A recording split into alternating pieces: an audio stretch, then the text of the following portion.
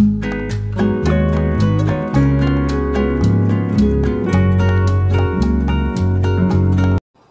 वालेकुम, welcome back to my channel. आज आपके साथ कुछ ऐसे परमानेंट पौधे शेयर करूंगी जो कि हमें लगाने नहीं पड़ते। वो अगर हमने एक बार लगा लिए हैं तो या तो वो जड़ों में से अपने बेबी प्लांट्स हैं वो निकालते रहते हैं, या फिर उनके बीज हैं जहाँ गिरेंगे वहाँ ही नए नए पौधे जो हैं वो निकलना शुरू हो जाते हैं। तो इस तरह फिर वो वैरायटी जो भी होती है, किसी भी कलर के उसके ऊपर फूल आते हों, हमारे पास ख़त्म नहीं होती और वो पौधे जो हैं वो सालों साल हमारे पास चलते रहते हैं और नए नए प्लांट्स भी हमें देते रहते हैं। ये है मैक्सिकन पटूनिया रुइलिया प्लांट भी शायद इसे बोलते हैं। और ये डवार्फ और जो जंगली होता है, ये दोनों मेरे पास हैं जो लॉन्ग वैरायटी है। डवार्फ में जो है वो 3 कलर आते हैं, पिंक, पर्पल और वाइट। और जो लॉन्ग वाला है उसमें पर्पल ही फ्लावर्स आते हैं। तो ये कटिंग से बहुत इजीली लग जाता है। अगर आपके पास नहीं है, आप कहीं से इसकी कटिंग ला के इसको लगा लें। इसमें बहुत प्यारी खूबसूरत सी फ्लावरिंग होती रहती है और ये परमानेंट प्लांट्स हैं, कभी ख़त्म नहीं होते। एक ये इसमें पर्पल में फ्लावर्स आते हैं और कुछ में वाइट। तो ये सारे मैंने कटिंग से ही ग्रो किए हुए प्लांट्स हैं। कुछ इनके जो मदर प्लांट हैं वो भी हैं और इनके सीड गिरते रहते हैं। सीड के थ्रू इनके जो नए नए प्लांट्स हैं वो निकलते रहते हैं। किसी अदर पॉट्स में गिर जाएं तो वहाँ निकलना शुरू हो जाते हैं। उसी पॉट में भी काफ़ी ढेर सारे पौधे हो जाते हैं जिनको आप अलग करके तो इनके पौधे ढेरों ढेर तैयार कर सकते हैं। इसी तरह ये न्याज़बो का प्लांट है, ये मैंने कटिंग से तैयार किए हैं, लेकिन इनके बीज भी जहाँ गिरते हैं, जब इनके ऊपर फ्लावरिंग होती है तो इनके जो बीज हैं वो भी नए नए पौधे निकलते रहते हैं और ये ख़त्म नहीं होता आपके पास। बहुत ही खूबसूरत सा प्लांट है, हर्बल है। ये इनकी जो कटिंग्स मैंने आपके साथ ग्रो करना शेयर की थी, ये वो कटिंग्स हैं। ये मदर प्लांट है जहाँ से मैंने कटिंग्स लेके ग्रो की थी।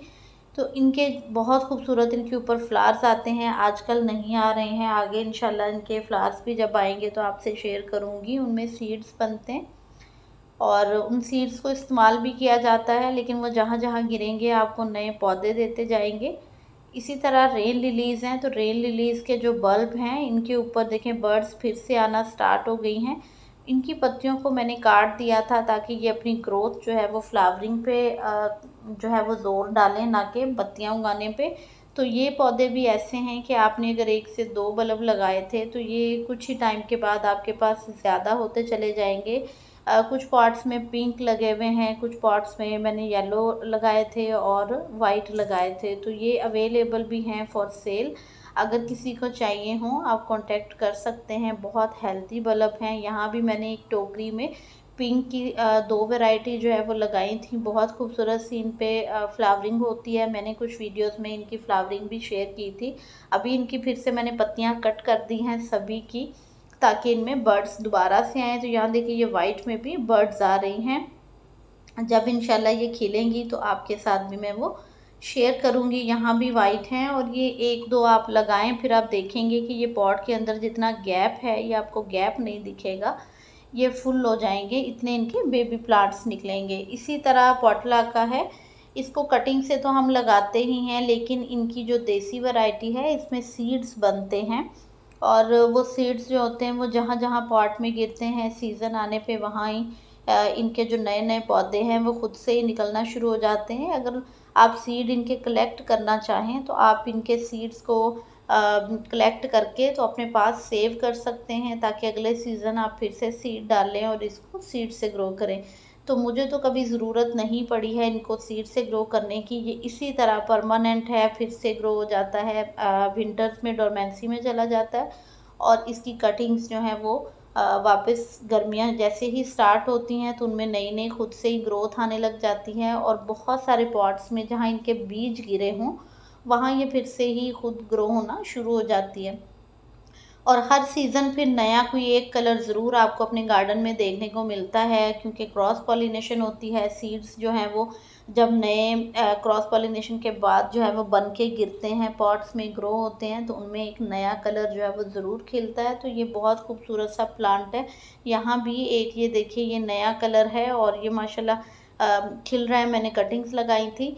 इसी तरह यहाँ पे एक प्लांट है जो है मदर ऑफ मिलियन का प्लांट। इसकी भी बहुत सारी वैरायटीज़ हैं। इनकी पत्तियों के ऊपर देखें, ये थोड़ी सी चौड़ी पत्तियां हैं, जो शुरू में था उसकी स्मार्ट सी पत्तियां थी।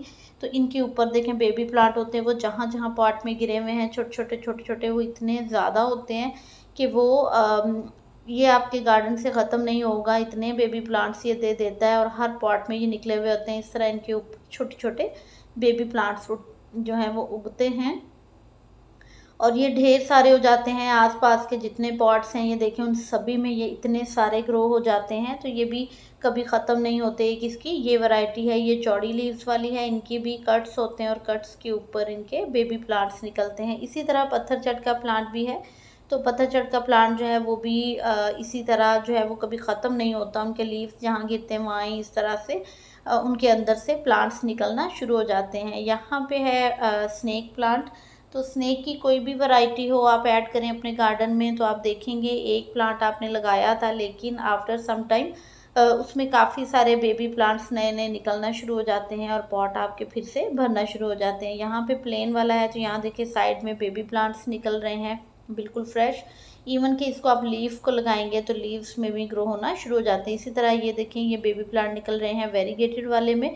तो बहुत खूबसूरत सी वैरायटीज़ हैं। एयर प्योरीफाइंग प्लांट है, परमानेंट है, इंडोर रखें आउटडोर रखें, बहुत खूबसूरत लगता है, आपको बहुत अच्छी फ्रेश ऑक्सीजन देता है।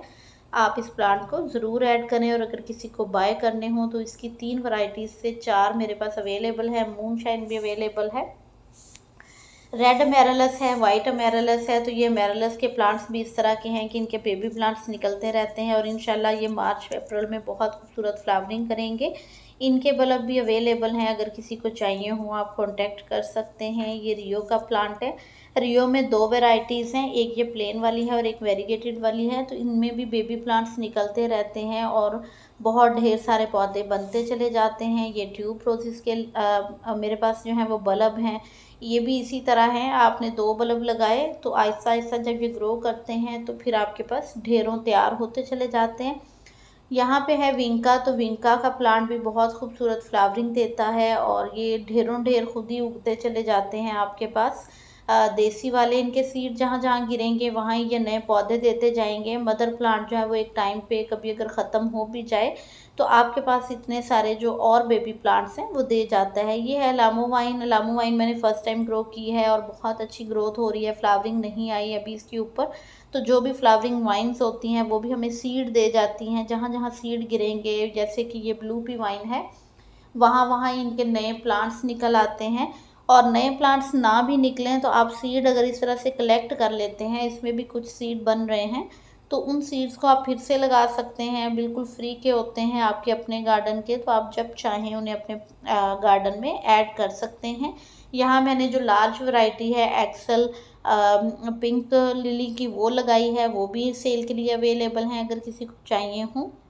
तो बहुत खूबसूरत से ये परमानेंट कुछ प्लांट्स थे मेरे गार्डन के, जो मैंने आपसे शेयर किए हैं, जो कि सालों साल चलते हैं। और इनमें से अगर कोई आपको चाहिए हो आप कांटेक्ट कर सकते हैं, आपको मिल जाएंगे।